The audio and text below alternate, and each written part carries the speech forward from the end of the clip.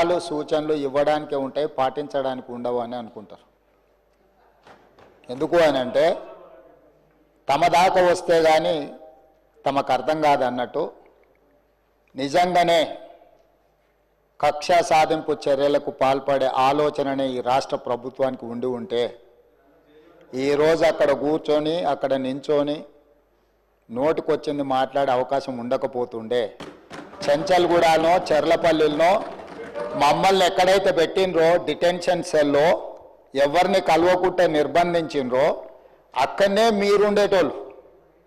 కానీ మా ప్రభుత్వం 15 నెలల్లో ఎవరి మీద కూడా కక్షా సాధింపు చర్యలకు పాల్పడలేదు. అధ్యక్ష, డ్రోన్ ఎగరేసిందని, డ్రోన్ ఎగరేస్తే ఎవరైనా అనుమతి తీసుకోకుండా ఒక డ్రోన్ ఎగరేస్తే ఆ డ్రోన్కు 500 రూపాయలు ఫైన్ వేస్తారు అధ్యక్ష.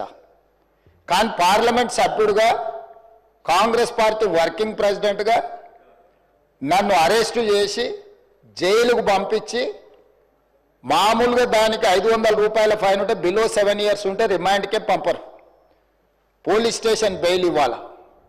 కానీ అధికారాన్ని అడ్డం పెట్టుకొని అన్ని రకాల వ్యవస్థల మీద ప్రభావితం చేసి చెర్లపల్లి జైలుకు పంపించి నక్సలైట్లు ఐఎస్ఐ తీవ్రవాదులు ఉండే డిటెన్షన్ సెల్లో ఒక కాంపౌండ్లో ఏ ఒక్క ఖైదీని లేకుండా 7 ఫీట్ల బై 12 ఫీట్లు ఉంటే అందులో 3.5 ఫీట్లు పండుకోవడానికి దిమ్మె ఉంటుంది, ఒక చిన్న బాత్రూమ్ ఉంటుంది అధ్యక్ష. 16 రోజులు డిటెన్షన్ సెల్లో ఒక్క మనిషిని చూడకుండా నన్ను నిర్బంధించిన ఆ కోపాన్ని దిగమింగుకొని రాష్ట్ర ప్రయోజనాల కోసం ఈరోజు పనిచేస్తున్నా అధ్యక్ష. రాత్రిపూట పడుకోవడానికి లైట్ బంద్ చేయకుండా ట్యూబ్ లైట్లు ఆన్లో పెడితే అది ఓపెన్ ఎయిర్ జైలు, ఇంతింతలో బల్లులు 7 ఫీట్లలో 3.5 ఫీట్లు దిమ్మ ఉంటే దిమ్మ మీద పడుకుంటే ఇంకొక 3.5 ఫీట్లు గ్యాప్ ఉంటుంది. లైట్లు బంద్ చేయకుండా లైట్లు ఓపెన్ పెడితే అధ్యక్ష ఇంతింతలో బల్లులు 20-30 పైన ట్యూబ్ లైట్ ముందు పురుగులు తిరుగుతుంటే అది ఓపెన్ ఎయిర్ జైలు కాబట్టి పురుగులు వస్తే పురుగులను తినడానికి బల్లులు పరిగెత్తుతుంటే ఏ ఒక్క రోజు రాత్రి కూడా పడుకోకుండా మేల్కతో కూర్చున్న అధ్యక్ష.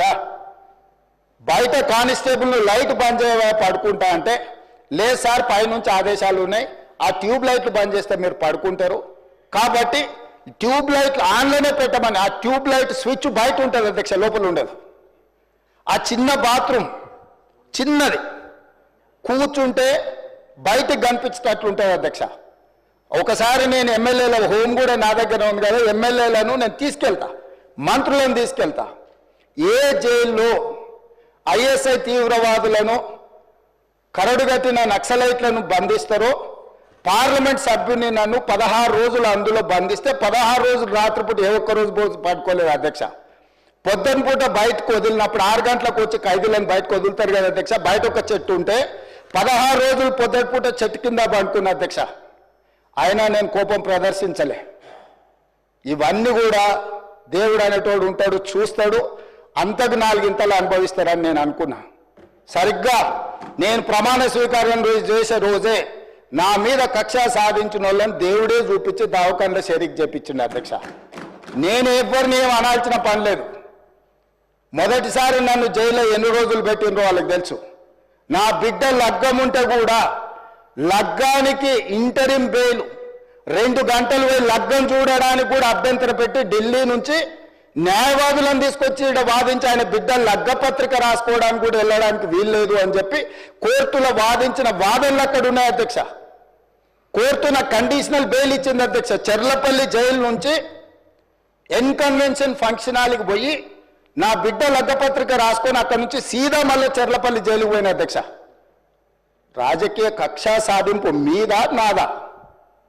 నా బిడ్డ లగ్గానికే పోకుంటే నన్ను అడ్డుకున్నా ఎవరికైనా అధ్యక్ష, మన పిల్లల కంటే మనకేముంటుంది అధ్యక్ష ఈ భూమి మీద? నా బిడ్డ లగ్గానికి లగ్గపత్రిక రాసుకోవడానికి కూడా అడ్డుకుంటే కూడా నేను మిమ్మల్ని ఏమనలే. నేను పార్లమెంట్ సభ్యుడిగా ఉంటే, పార్టీ వర్కింగ్ ప్రెసిడెంట్గా ఉంటే ఎవరో జర్నలిస్టు డ్రోన్ ఎగరేసి వాళ్ళ విలాసవంతమైన బంగ్లాల వివరాలు తీసుకొచ్చి నాకు అందిస్తే వాటిని పత్రికలకు విడుదల చేసిన పాపానికి నన్ను అక్రమ కేసులు పెట్టి అదే చెర్లపల్లి జైల్లో డిటెన్షన్ సెల్లో పెట్టారు అధ్యక్ష. 16 రోజులు నిద్రలేని రాత్రులు గడిపిన పార్లమెంట్ సభ్యుడిగా, పార్టీ వర్కింగ్ ప్రెసిడెంట్గా అయినా నేను కక్ష చూపించలేదు అధ్యక్ష. నిజంగానే నేను కక్ష చూపించదలుచుకుంటే మీ కుటుంబంలో ఒక్కరు కూడా బయట ఉండరు అధ్యక్ష. అందరు చెర్లపల్లినే నేను ఎలా ఎన్నికల ముందు చెప్పినట్టు మీకు డబుల్ బెడ్రూమ్ ఇల్లు మీరు పేదలకు కట్టియలే, మీ గ్యారంటీ కట్టిస్తే మీ కుటుంబానికి డబుల్ బెడ్రూమ్ ఇల్లు అని చెప్పుంటే అధ్యక్ష. ఎన్నికల హామీలు అమలు చేయలేదంటుంది కదా అధ్యక్ష. ఎన్నికలప్పుడు ఈ హామీ కూడా ఇచ్చిన ఆ కుటుంబానికి చెర్లపల్లి జైల్లో డబుల్ బెడ్రూమ్ కట్టిస్తా, కొడుకు కోడలు అల్లుడు బిడ్డ ఉంటే వేరే వేరే ఎందుకుంటారు, అందరినీ కలిసి ఒకటే దగ్గర ఉండేటట్టు కట్టిస్తాను. కానీ ఆ హామీ కూడా నేను అమలు చేయలే. ఎందుకంటే నేను విఘ్నత ప్రదర్శించాలనుకున్నా. ఈ అధికారం ప్రజలు ఇచ్చింది ప్రజల సంక్షేమం కోసం, తెలంగాణ రాష్ట్ర అభివృద్ధి కోసం, పారదర్శకమైన పరిపాలన అందించడం కోసం నాకు అధికారం ఇచ్చిండ్రు.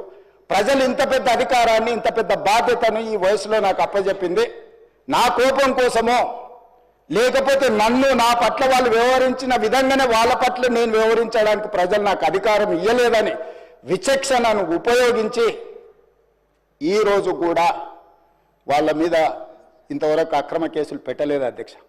కానీ సొంత పార్టీ ఆఫీసులో కూలీ మనుషులను తెప్పించి రికార్డ్ చేయించి పచ్చి బూతులు మీరు తిట్టిస్తే కూడా చెంపలు వలగొట్టేంత శక్తి ఉన్న సంవయనంతో ఊరుకున్న అధ్యక్ష. ఎవరైనా బజార్లో ఏదైనా మాట్లాడితే మాట్లాడిన దాన్ని కూడా సెన్సర్ చేస్తాం.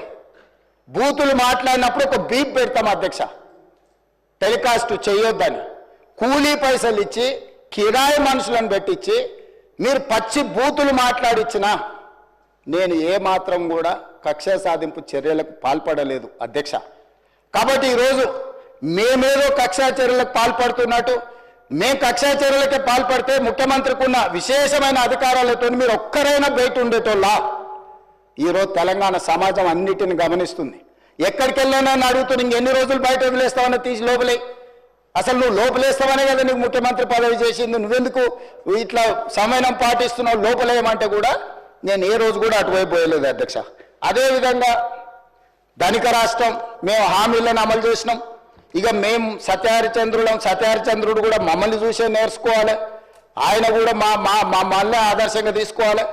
ఇట్లాంటి మాటలు మాట్లాడుతుంటే పర్వాలేదు, వాళ్ళ గొప్పతనాలు వాళ్ళు చెప్పుకుంటే నా ఇప్పు నువ్వు గోకు, నీ ఇప్పు నేను గోకుతానే పాలసీలో వాళ్ళ గురించి వాళ్ళు గొప్పలు చెప్పుకుంటా అంటే నాకు అభ్యంతరం లేదు.